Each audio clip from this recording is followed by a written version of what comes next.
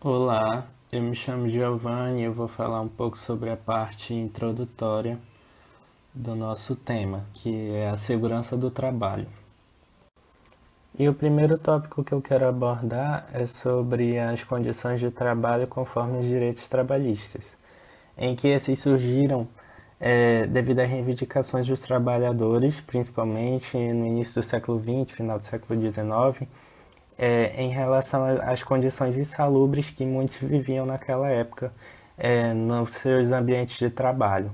E isso estava levando ao aparecimento de doenças, ao acontecimento de diversos acidentes e prejudicando toda a produção trabalhista. Então, isso foi importante, um marco importante para o surgimento dos direitos trabalhistas, que é o segundo tópico, e que muito é abordado em relação aos direitos humanos. Por quê? Porque tais danos que aconteciam à saúde do trabalhador incluíam tanto os acidentes quanto as doenças, quanto os agravos à vida do trabalhador. Então, ao passo que eles adquiriam ou desenvolviam essas injúrias no local do trabalho, é, o trajeto entre a residência e o local de trabalho ou na prestação de serviço para o empregador, isso causava um dano à saúde. Então, o que que o direito humano intervém nessa problemática? Justamente em afirmar que toda pessoa que tem direito ao trabalho, à livre escolha de emprego, tem que ter direito a condições justas e favoráveis de trabalho e a proteção também contra o desemprego. Então é um ponto importante a se avaliar. Outra coisa é que a Constituição brasileira propõe alguns artigos e normas regulamentadoras que atuam diretamente na perspectiva da segurança do trabalhador, que entre eles estão o artigo 154, o 155, o 156, o 157, o 158 e o 159, em que eles apresentam emendas diretamente ligadas à segurança do trabalhador. E as normas regulamentadoras, entre elas principalmente a do SUS, com a Lei 8080, que busca inserir a saúde do trabalhador é, na abordagem da saúde familiar como um todo.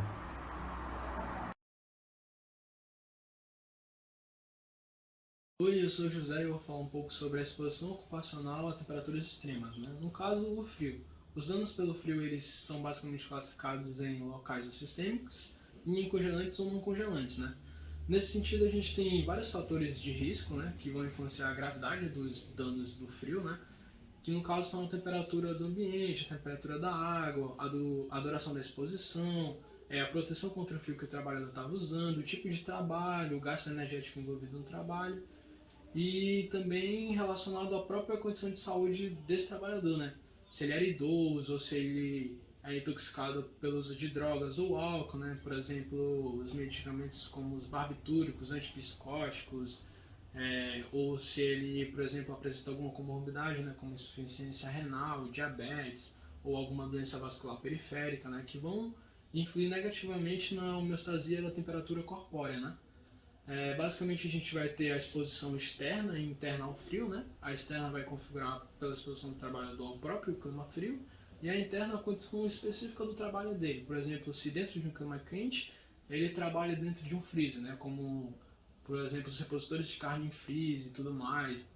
E basicamente já entrando em fisiopatologia, a hipotermia ela vai ser caracterizada basicamente por uma temperatura corpórea abaixo de 35 graus, né? A gente sabe que a temperatura do corpo ali é por volta de 36,6 e o corpo precisa manter essa temperatura para ter a homeostasia das enzimas e vários processos fisiológicos importantes, né?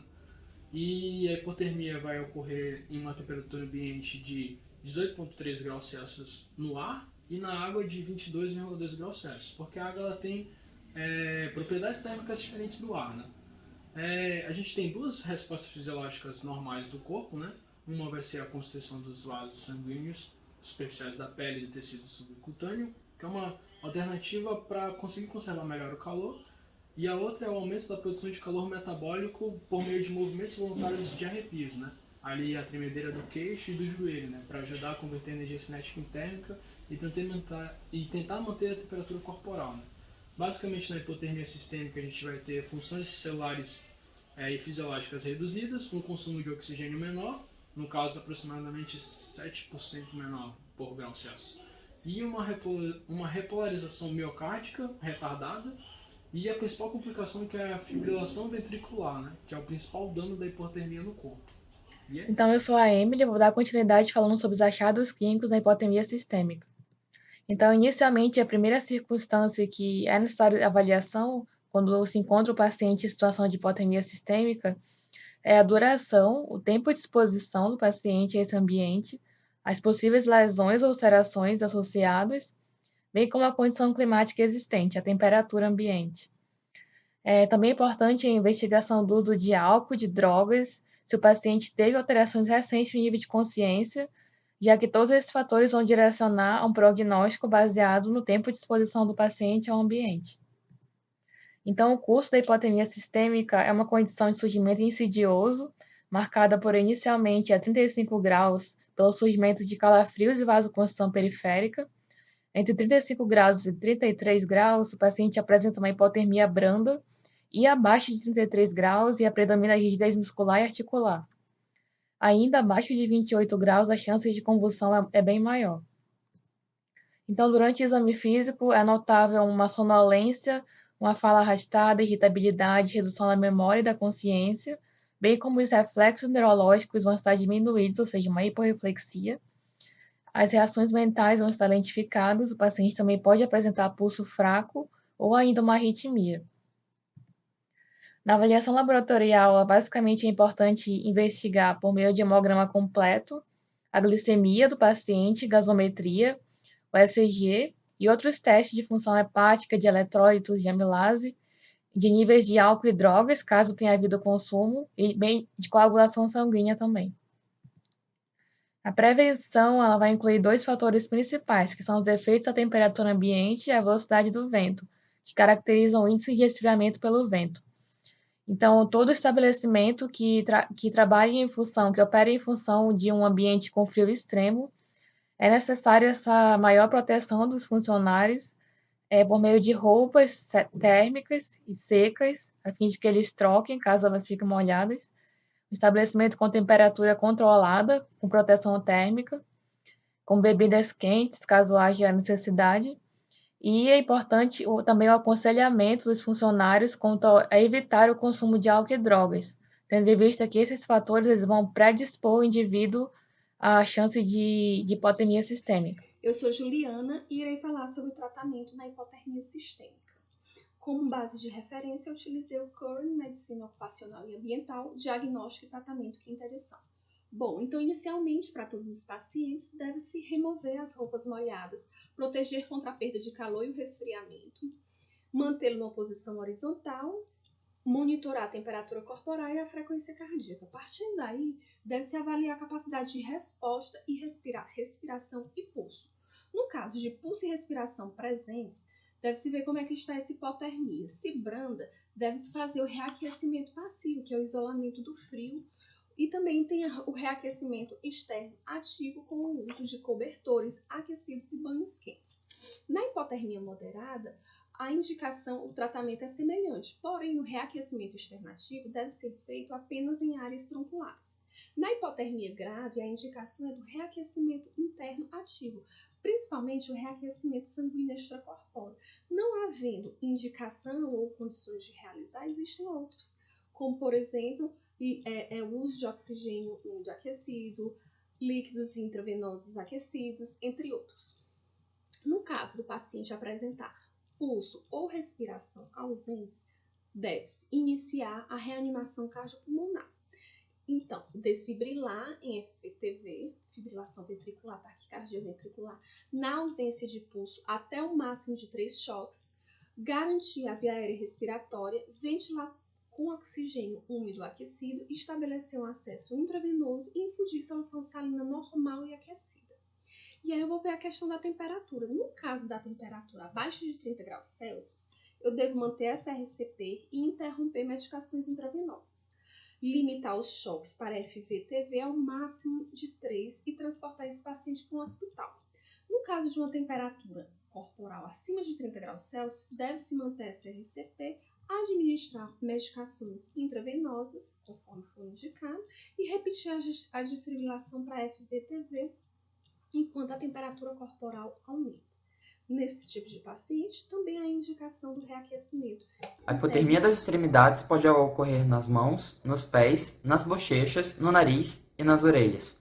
Pode ser dividida em 2 tipos: as lesões não congelantes, como o eritema pérneo e o pé de imersão, e as lesões congelantes, como o frostbite. O eritema pérneo é caracterizado por lesões eritematosas que apresentam dor e prurido, derivados da inflamação causada pelo frio. Pode cronificar com edema, eritema e úlceras nas partes sacrais dos dedos dos pés. O pé de imersão é causado por uma exposição dos pés ao frio e à água, com o uso prolongado de botas molhadas em um ambiente frio. Inicialmente, os pés se encontram frios, dormentes e inchados. Após 2 a 3 dias, ocorre hiperemia, dor intensa, edema adicional, vermelhidão, formação de bolhas, hemorragia, equimoses e, em alguns casos, complicações como celulite, gangrena ou tromboflebite. Após 10 a 30 dias, geralmente ocorre parestesia intensa acompanhada por sensibilidade ao frio e hiperidrose, que pode permanecer por anos. O frostbite é caracterizado pelo congelamento dos tecidos superficiais, como a pele e o tecido subcutâneo. Inicialmente, causa dormência, formigamento e coceira. A pele afetada se torna branca, edemaciada e endurecida. Em casos mais graves, tecidos profundos podem ser afetados, como ossos, músculos e nervos. O congelamento profundo pode evoluir também com ulceração, gangrena e necrose. Em relação à prevenção da hipotermia das extremidades, são ações que podem ser tomadas para ajudar a manter o corpo da pessoa aquecido, dificultando a transferência térmica do ambiente para o corpo. Porém, mesmo com todas essas ações sendo tomadas, essa transferência térmica ela não é completamente anulada. Então também deve ser respeitado um tempo máximo e o regime de pausas daquele local, e também estar sempre atento ao aparecimento de qualquer sinal ou sintoma de hipotermia das extremidades, pois identificando esses sinais precocemente você consegue tomar uma atitude mais precoce, evitando o agravamento das lesões. Em relação ao tratamento, no caso do eritema pérneo, também conhecido como frieira, ele costuma ser autolimitado e não precisa de um tratamento específico. Porém, em alguns casos persistentes, pode ser utilizada a nifedipina ou então algum fármaco patolítico, pois eles têm efeitos vasodilatadores periféricos que vão levar a uma redução dos sintomas. Também deve ser evitada a nicotina, porque ela vai ter um efeito vasoconstritor periférico que levaria a um agravamento do quadro. No caso do pé de imersão, o tratamento imediato seria o reaquecimento da região em água morna, seguido de curativos estéreis, porque aquela área vai estar fragilizada, então esses curativos eles vão minimizar o risco de infecção. Também deve ser evitada a nicotina, porque esse efeito vasoconstritor dela iria piorar o quadro do pé de imersão também. E em muitos casos vai persistir uma hipersensibilidade ao frio e a dor neuropática por um longo período, porém esses sintomas podem ser tratados com amitriptilina. E no caso da geladura, ou frostbite, ela tem o seu tratamento é dividido em 3 fases. A primeira seria a pré-hospitalar, que consistiria na remoção de luvas, meias ou sapatos molhados do paciente e reaquecer as partes afetadas com água morna. Porém, esse reaquecimento ele não deve ser feito se houver o risco de recongelamento do local ou se não for possível evitar a aplicação de pressão no local lesionado, porque nesses casos o reaquecimento ele vai acabar fragilizando ainda mais o tecido e essas pressões ou então um recongelamento vão piorar a lesão. Já no caso no cuidado agudo, já pré-hospitalar, deve ser estabilizada primeiramente a temperatura do tronco para evitar o aparecimento de uma hipotermia sistêmica e após reaquecer as extremidades em recipiente com água circulante até que haja um descongelamento completo da região. Geralmente isso demora de 15 a 30 minutos. Deve-se também realizar a analgesia com opioides, pois durante e depois do reaquecimento a dor que o paciente sente ela é muito intensa. Então, as bolhas que estiverem intactas devem ser preservadas e as vesículas abertas debridadas. E se não houver perfusão no tecido, pode ser utilizado um vasodilatador seguido de uma terapia trombolítica, pois isso pode significar que formou-se algum trombo naquele local. Então, as áreas afetadas elas devem ser mantidas expostas ao ar quente e elevadas, para reduzir o edema e evitar que elas se resfriem novamente. E também pode ser utilizada a administração de ibuprofeno e a aplicação de aloe vera tópico para prevenir a isquemia dérmica. E a vacinação antitetânica deve ser aplicada se o cartão vacinal do paciente não estiver atualizado. Já numa fase mais contínua do cuidado, as áreas lesionadas devem ser avaliadas constantemente com relação à viabilidade dos tecidos e a necessidade ou não de amputação. E pode ser realizados também banhos de piscina a 37 graus Celsius 3 vezes ao dia, seguidos de uma boa secagem, pois isso vai ajudar a limpar o tecido morto, mantendo apenas o tecido viável ali, e com isso o paciente vai ter uma melhor recuperação.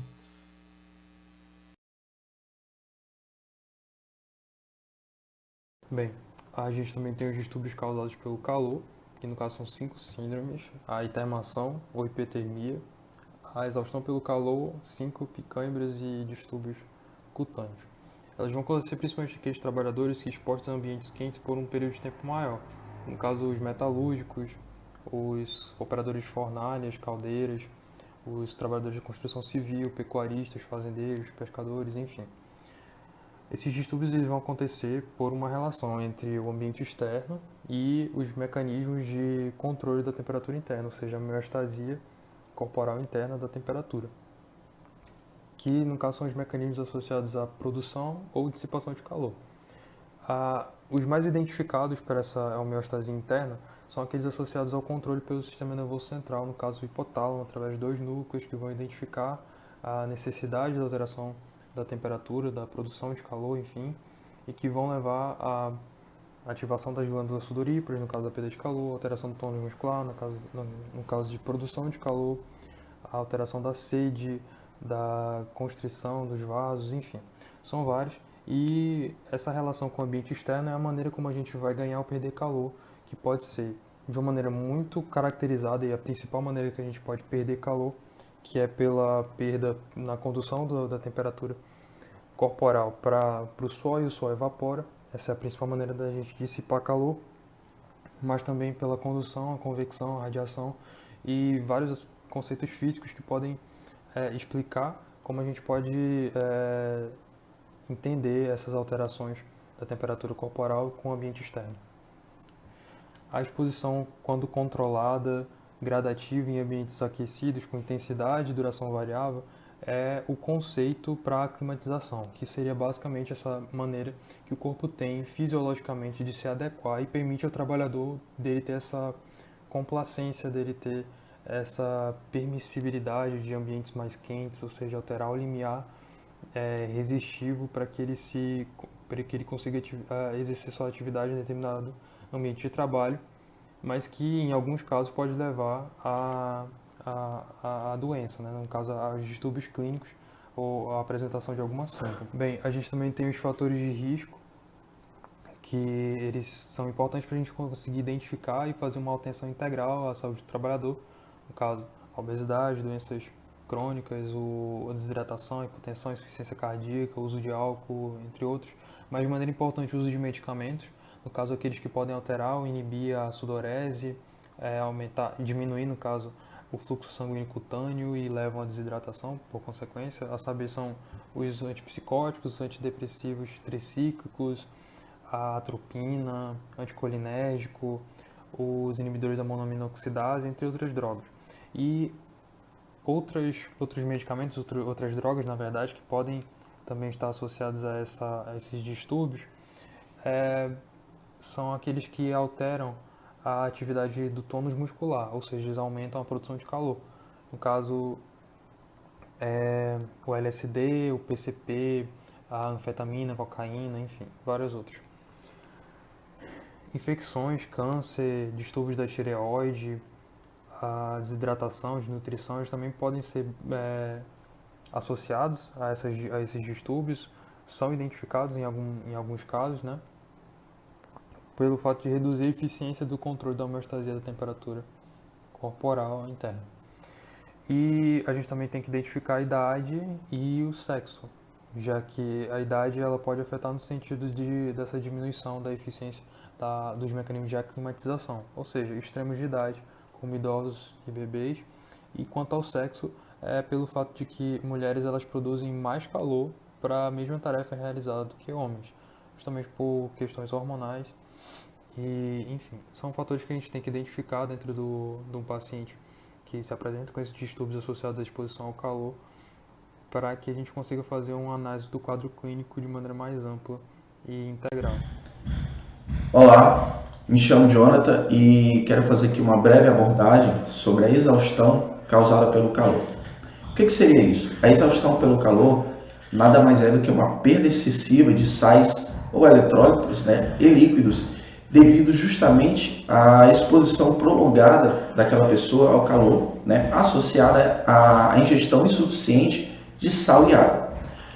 E isso vai fazer com que haja uma diminuição do volume de sangue, provocando, portanto, muitos sinais e sintomas, tais como sede intensa, fraqueza, náuseas, vômitos, dor de cabeça, confusão, temperatura corporal superior a 38 graus Celsius, mas geralmente essa temperatura não ultrapassa os 40 graus Celsius, pulsação aumentada, pele úmida, além de síncope e câimbras, Lembrando que, apesar dessas duas entidades clínicas serem menos frequentes, elas também podem aparecer.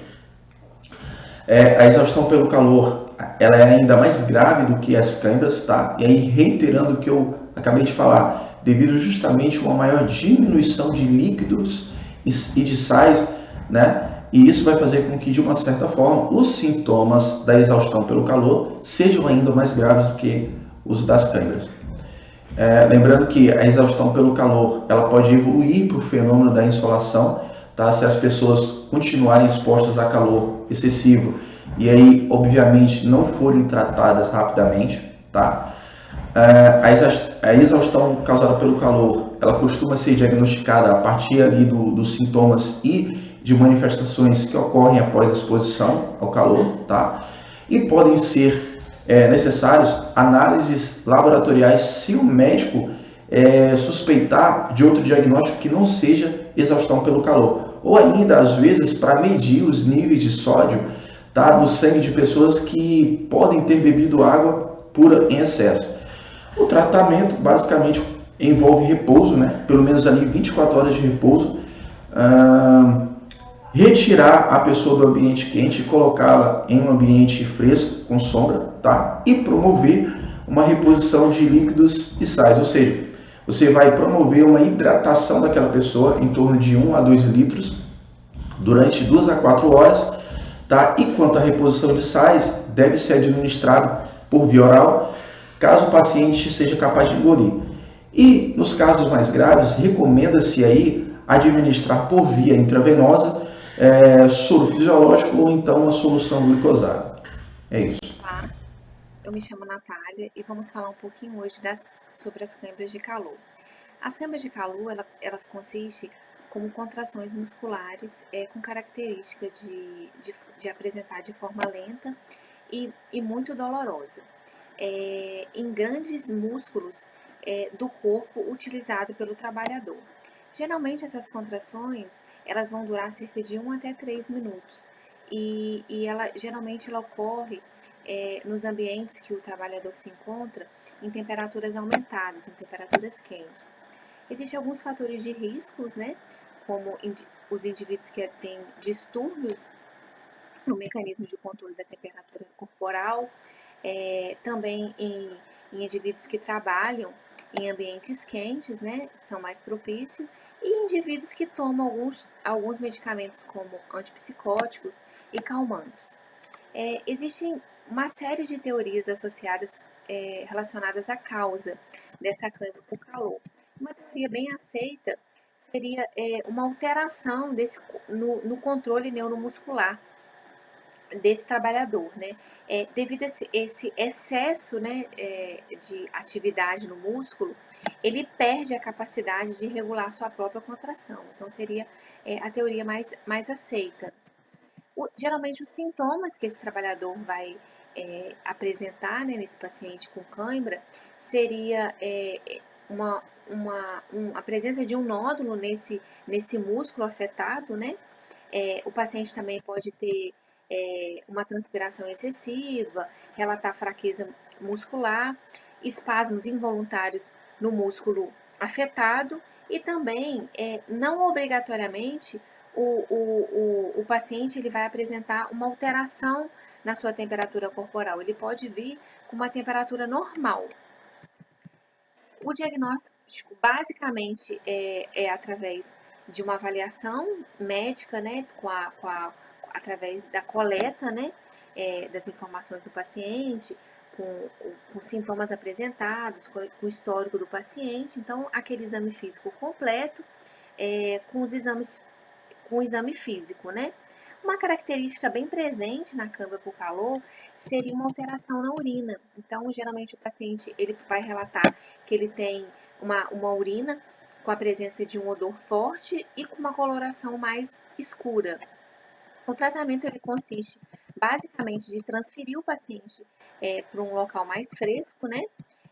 Manter esse paciente em repouso, fazer oferta, né, de ingesta líquida, então uma hidratação para o paciente, instruir o paciente a fazer alongamento, né, desses músculos, e no caso de uma dor extrema, a gente pode prescrever o anti-inflamatório não esteroidal. Eu também vou dar minha contribuição aqui falando um pouquinho sobre a síncope por calor e sobre alguns distúrbios cutâneos causados pelo calor. No caso da síncope por calor, a fisiopatologia dela acontece mais ou menos assim. Vai acontecer, devido ao calor, uma vasodilatação periférica, o que diminuiria o nível de sangue a nível de sistema nervoso. E com essa diminuição aconteceria essa síncope, justamente pela diminuição do fornecimento de oxigênio. O tratamento para esses pacientes seria a tentativa, né, de reposição volêmica e também a retirada desse paciente de perto do calor, que provavelmente melhoraria já o quadro. Já nos distúrbios cutâneos causados pelo calor, a gente tem alguns. A primeira delas é a miliária ou brotoeja, que seria meio que uma falha na excreção do suor e a impossibilidade de tentar dissipar o calor desse paciente, no caso, que aumentaria o nível da temperatura corporal, gerando uma hipertermia. O segundo é o intertrigo. Geralmente acontece em pacientes obesos, né, onde tem as dobrinhas, né, região de dobrinhas, e é justamente causado tanto pelo calor quanto pelo contato pele com pele. Geralmente esses pacientes têm a pele eritematosa e macerada, justamente por esse contato. E o terceiro seria a urticária. A urticária, como a gente sabe, que a gente viu no primeiro módulo do terceiro ano, ela pode ser causada por algumas alterações, principalmente alterações de temperatura. No caso, esse seria um quadro mais agudo também, gerado pelo calor. E o principal tratamento seria os antihistamínicos. No caso dessas três alterações, não tem tantas opções de tratamento. O principal tratamento é a retirada de pacientes perto desse calor, dessa fonte de calor. E alguns casos também tem os antihistamínicos, mas não é recomendado dar corticóide para esses pacientes.